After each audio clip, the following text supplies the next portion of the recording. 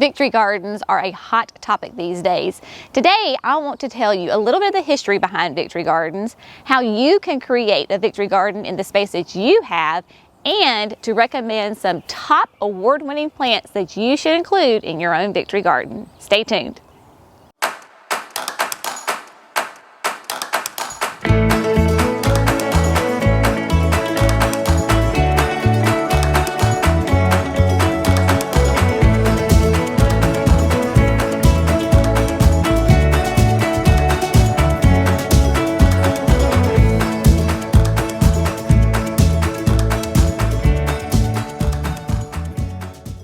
Hey everybody, welcome to Gardening with Creekside. I am Jenny.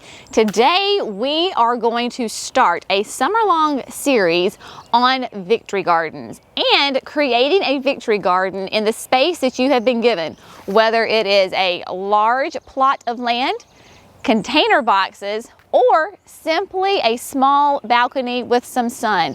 Victory gardens are highly adaptable and we can get one created for you in your space. Victory gardens. Maybe you have heard the term, but you don't really know the history behind it. Well, I find it really interesting. I am a huge history buff, and I always grew up with my grandmother talking about her victory garden. Victory gardens were actually started by Herbert Hoover at the beginning of World War I. He was appointed by President Wilson as the head of the Food Administration to help prevent food rationing during World War I. So his main campaign concept was war gardening or war gardens, which later turned into victory gardens. So the idea was that normal, regular U.S. citizens would create gardens in their spaces so that they could produce more and consume less, so that those commercially produced crops could go help the soldiers. It was massively successful, and in fact they avoided all food rationing during World War I. Then comes along World War II, right on the heels of the Great Depression. If you know anything about history, it was a very difficult time in our country's history. My grandmother talked about it, the Depression, for, oh gosh, I just have stories and stories of her talking about the Depression. So victory gardens, once again, became very popular. At this time, though, the government did have to enforce food rationing. At its height, there were 20 million victory gardens on both private land and public land. They even had them on the grounds of the White House, public parks. They were everywhere. And again, it was widely successful. They were producing 40% of the fresh fruits and vegetables that the American public consumed. There is still one of the longest, oldest running victory gardens in Boston, Fenway Victory Gardens. It is still on its original site from World War II. This is the only victory garden that is in its original space, and it is still active and going today. So it's very interesting. In fact, talking about my grandmama Betty, this is a picture of her and her daddy in their victory garden in the 1930s. So this is not a new concept, but it is making a resurgence. Given the current situations of our country, people are spending more time at home. They want to get outside more, grow things, which is all wonderful, great things. So today we are in our victory garden space that was inspired by our son Jackson, who is almost 10, and he wanted to create a garden this year. Jerry and I with Creekside, this is how we first got started, in this exact plot of land. This is where we had our very first garden. It was the birth of Creekside. So we are here today to show you how you can create a victory garden at your own home, in your own space, and to show you some amazing award-winning plants from proven winners that we really recommend you get your hands on because they are just fantastic. I'm going to highlight each of these plants that would be a great addition to your victory garden, and then we're going to go through and plant them. The first one is Proven Winners Amazel Basil. Basil is synonymous with summer. You cannot beat that wonderful, sweet Italian basil smell. It just screams summertime. Amazel basil is amazing because it is the first sweet Italian basil that is downy mildew resistant. If you have grown basil, you probably have fought that downy mildew. It is quite pesky with basil, but this is the very first one that is resistant to that. It is a large sweet Italian basil. It is best grown in the landscape or a very large container because it can grow 3 feet tall by 2 feet wide. Some very interesting things about a basil that as gardeners you should be really excited about. One, it comes not from a seed, but from a cutting. Therefore, this plant will be ready for harvest in about 4 weeks after you plant it as a 4-inch container. So it is a much quicker return. It doesn't take as long to grow before you can start harvesting it. Also, it is sterile. What does that mean? Sterile simply means that all of its energy is going to go into producing big, fat, gorgeous, tasty leaves and not in producing seeds. So all of its energy goes into the plant, the leaves that we then go and eat. It is an abundant plant, and so it makes it great if you are a pesto lover. One little quick tip is to make lots of pesto in the summer when your basil is available and then freeze it. I love putting them in little ice cube trays and freezing it, so then in the winter you can pull out little single servings of pesto. So Amazel basil is amazing, and we're going to get this planted in just a few minutes. Next we have the proven winners, Fire Away Hot and Heavy Pepper. I love these names. It's fantastic. So the Hot and Heavy pepper is a great pepper. Of course, it will get to be about 16 to 24 inches tall, so you will need to give it some support or it could fall over. So just like your tomatoes that you are used to staking or putting in cages, the Hot and Heavy will need a little bit of support also. They make these great peppers that are about 1 heat level above a jalapeno. So if you like it a little spicy, this is a great one. Very, very prolific. The peppers start out as green, then they'll turn to orange, and then when they are red, they are fully ripened. So even on the same plant, you will get a whole variation of color. So not only is it tasty, it is a beautiful plant to look at. Also, what's really interesting is with these leaves, they have a really glossy texture to them, which helps in the water retention from the plant, and it makes it a little bit more drought tolerant so it doesn't require as much water. So Hot and Heavy will be a great addition to your garden. It does wonderful in the landscape. You can use it in a very large container. So even in your patio, you can put Hot and Heavy in there and you can have peppers all season long. The next great award-winning plant from Proven Winners is the Good-Hearted Tomato. This is going to be the perfect cherry-sized tomato. It is a petite plant. It will only get 8 to 12 inches tall, which means it is perfect for a container and even a hanging basket. So if you don't have a lot of ground space, floor space, you can actually put this in a hanging basket and it will drape over and you can pick your tomatoes. Interestingly enough, Good-Hearted is called Good-Hearted because when you take the little cherry tomatoes and you cut them in half, they are the perfect heart-shaped plant. Extremely sweet. They are a very sweet tomato. On the Brix scale, which is a sugar scale to gauge how sweet things are, they use it for wine and different things. This is a 9. So if you know anything about the Brix scale, just know that this is a very sweet tomato, gorgeous, red, rich, beautiful for salads, or if you're like Jerry, he just likes to pop them in his mouth and go. Again, you can put this in your landscape, you can put it in garden boxes, and you can put it in containers. Very versatile, very tasty, major flavor on this guy. Finally, we have Proven Winners Garden Treasure Slicing Tomato. You can tell this is going to be a large plant. This is an indeterminate, I always get messed up when I say that, indeterminate type of tomato. So what does that mean? It means that it is going to get very tall. You are going to have to either stake this or put a tomato cage around it because otherwise it will just flop over. This, if you are familiar at all with heirloom tomatoes, I am sure that you have probably heard of a Brandywine tomato. So the Garden Treasure has the flavor of a brandy wine, but it has a little bit of a firmer texture to it. It is much more disease resistant. Heirlooms produce very small amounts of fruit on their plants.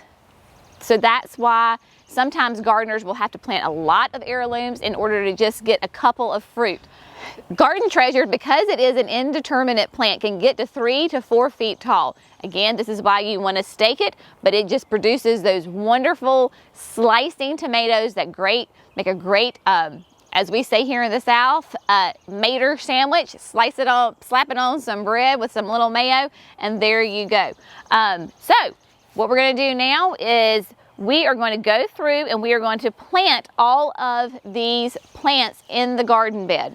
Okay, so we're getting ready to plant all of these beautiful plants. The main thing that is a key to your success in your garden, whether you're doing it in a big open raised beds like we are, or if you're doing it in garden boxes, or you're doing it in containers, is you must have a consistent water source for your plants, and they need to have food. So as you can see, we have the black irrigation tubing going down the whole length of this bed. This is a drip system that we have used for years for our vegetables. It is very successful because it simply drips water directly into the ground.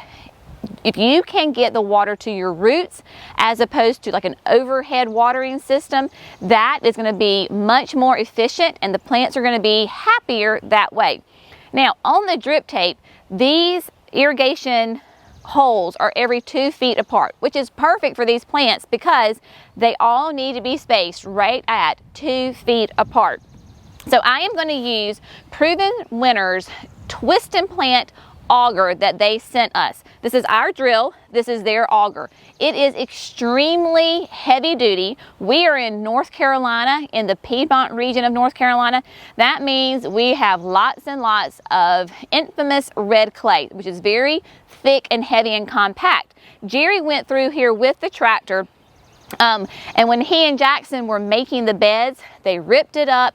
They had to loosen up the soil, get rid of those weeds. Then he just came back through and tilled it. So even our really compact red clay is nice and fluffy, has lots of good aeration in it. And you can see that these are raised beds, which means they have a hump to them. It's not just the flat ground.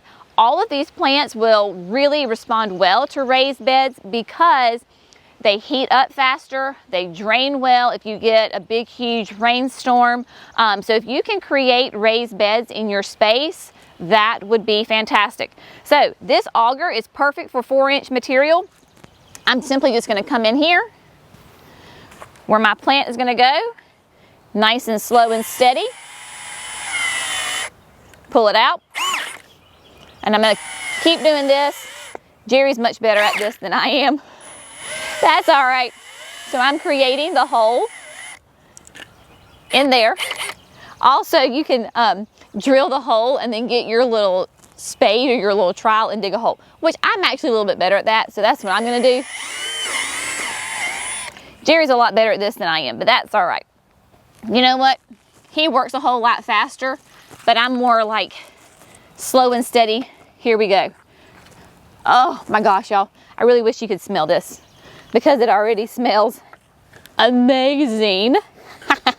So I'm planting this right at the drip line of the irrigation, packing it in there, and then with every plant that I'm going to plant, I am going to add an organic slow release fertilizer. Again, food is very important. It doesn't take very much.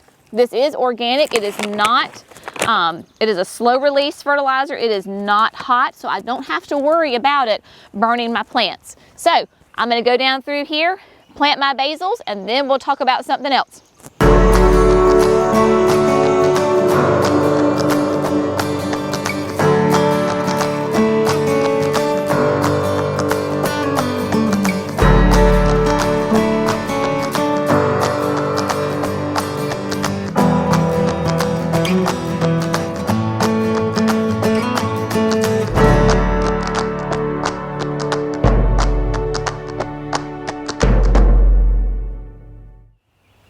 So we got our basil planted, and now we're gonna go ahead and get our good-hearted tomatoes planted.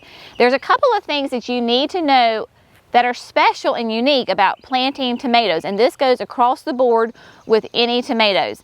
Tomatoes love to have a nice deep root system. So this is one of the very few plants that you can actually plant deeper than what the soil level is, because what's going to happen is, if you've noticed on tomato stems or trunks, they're very hairy, and those little hairs, when you plant them in the ground, will actually turn into roots. So what we're going to do is we're going to plant these a whole lot deeper than what the actual stem is. In order to do that, first you're going to want to clean up your plant. So if you have long stems like this, you're going to simply want to snap them off, so that way you don't bury this. These do not need to be buried.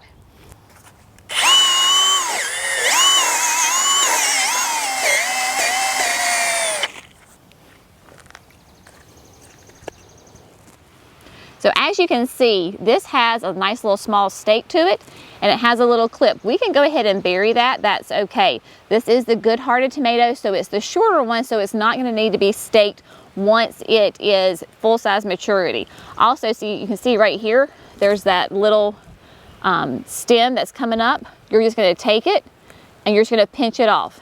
I'm actually gonna plant this tomato to right here. So all of this is gonna develop roots and be nice and happy.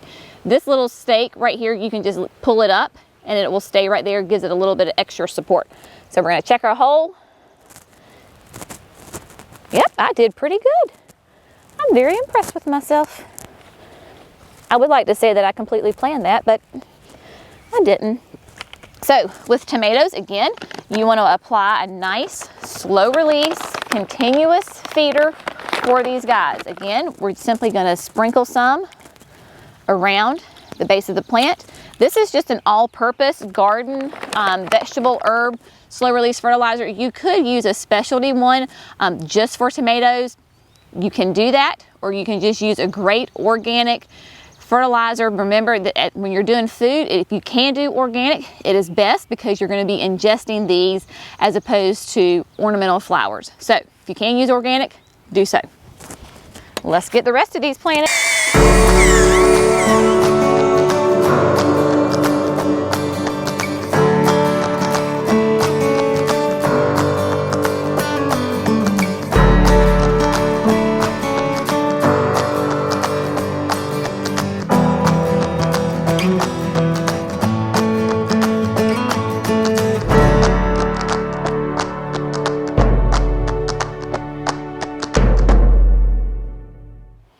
It is now time to plant our garden treasures. If you remember, these are the indeterminate plants that will get very tall, 3 to 4 feet. So there is a special few things that you need to do to these plants before you plant them. You can see this is a very full tomato plant, but just like the good-hearted, where we want to plant them deep, we want to plant these deep also. So I thought this would be a good little way to show you how to actually pull these guys off the stems. So simply come in and you're just going to pull them off. So all of these lower stems, we're going to come in and we're going to pull them off. We want it just to have our main stalk, trunk, if you would say, of the tomato. And so you're just going to pull them off. Now, at this point, you could say, well, that's enough, but this limb is already snapped, so I'm going to take it off. Also, on indeterminate plants, you will get what's called a sucker. A sucker, if you can see right here, is a little stem that is coming between a main stem and the main trunk. So this guy right here is a sucker. So you want to pull that off, because otherwise it simply just sucks energy from the plant. It's not going to produce fruit. It is a drag on the plant, so we want to take it off. If you will notice right here, these are going to be little flowers. So this is going to be the bud set on the tomato. So we're going to get tomatoes from right there. Again, we're going to plant this nice and deep. We'll plant this probably at least to this level right here, so we'll get a nice strong root system on this tomato plant, because happy roots equal a happy plant.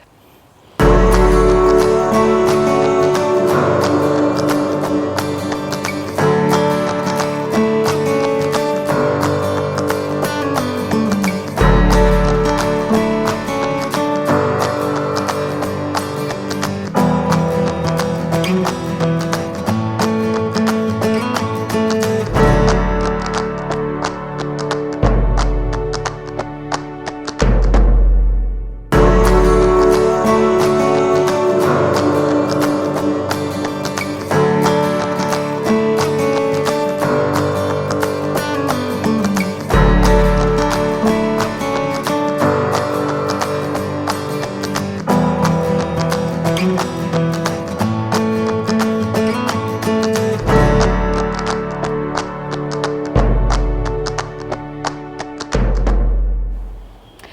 where we said that tomato plants need to go deeper in the ground, pepper plants are not the same.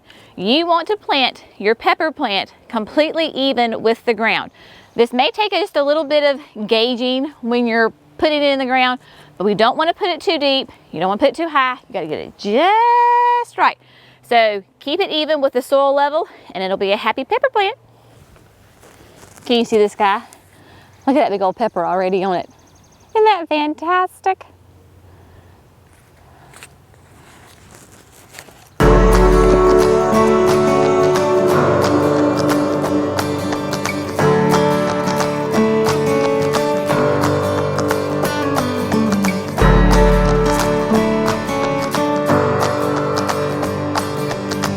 Alright guys, these beauties are planted and they are happy. They are ready to start growing and soon they will start producing some wonderful, tasty treats for us.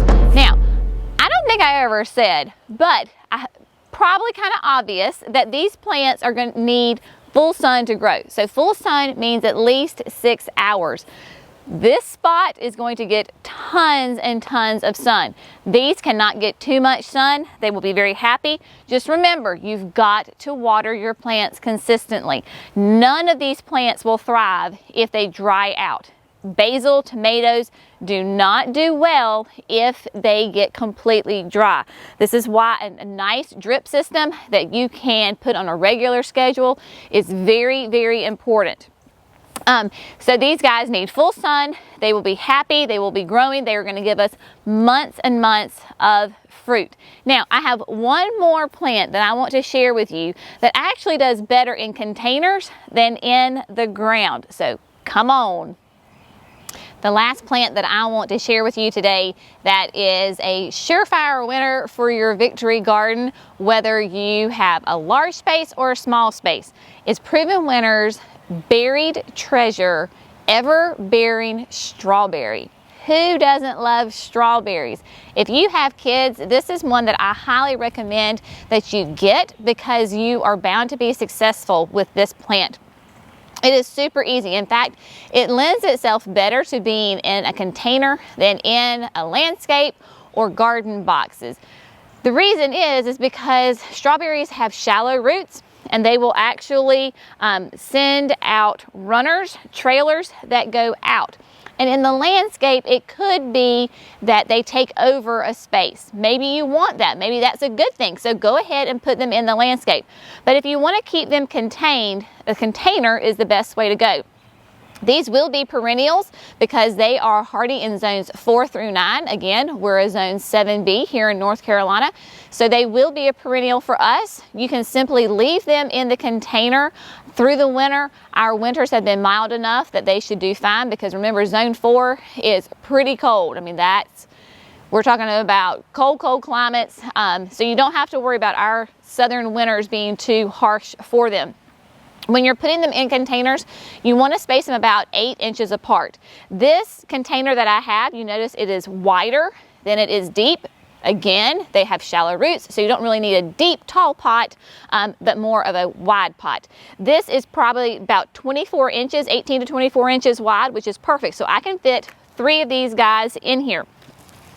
They have gorgeous double red blooms on them. So not only is it a very pretty plant, but it is very fruitful because you get to eat its little berries. Now, Everbearing strawberries will produce berries throughout the summer.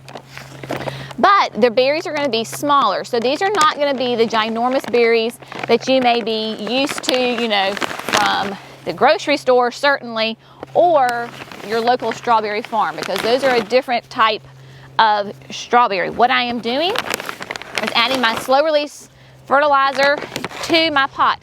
In this container, I used just an all-purpose potting mix that we use at the garden center, at the nursery when we pot up plants. There is no fertilizer in this soil. If you want, you can go ahead and buy an organic garden blend for your container. This is what I had on hand. There was no synthetic fertilizers in it, so I'm perfectly happy using this. And then I added the organic fertilizer. You just want to mix it in with the soil, and then we're ready to plant. Very simple. Now again, with strawberries, you want to plant them so that the crown of the strawberry is level with the soil in your container. Again, it's not like a tomato where you can sink it. Those tomatoes are really unique. Those are the only ones you can do that to. So we're just going to create our hole and make sure that the crown is level with our soil. Can go a little deeper. There we go. Now I'm going to plant these on the edge of the pot because they're really pretty. When those little runners, they'll actually trail over and you can see the berries hanging down. So it'll be a really pretty presentation of the plant also. Another great thing, let's say you're running out of floor space. If you have a very small confined space, my sister lives in an apartment in downtown Charlotte. She does not have room to have all these containers with plants. But what she can do is hang them, because they do these buried treasures will send out little runners that trail.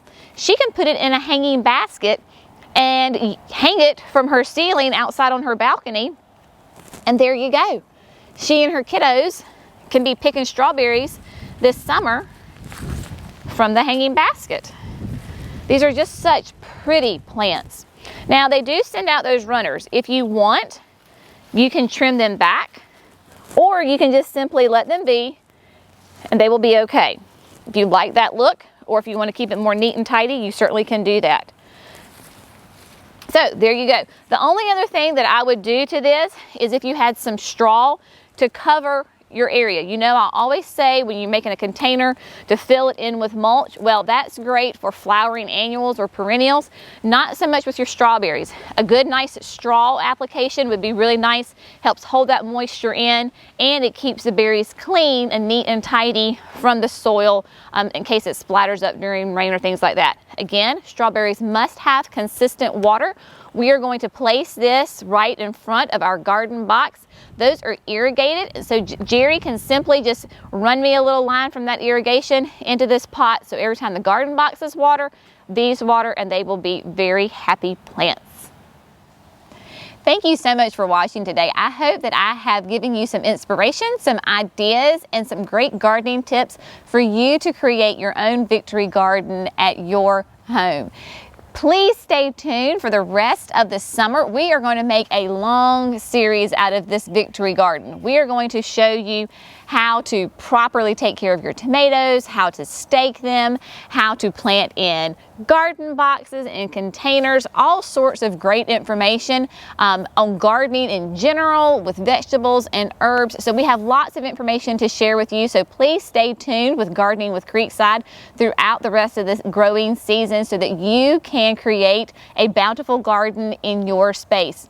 Again, thank you so much for watching today. Be sure to like this video, subscribe to Gardening with Creekside, and have a wonderful day. Thanks, guys. See you next time.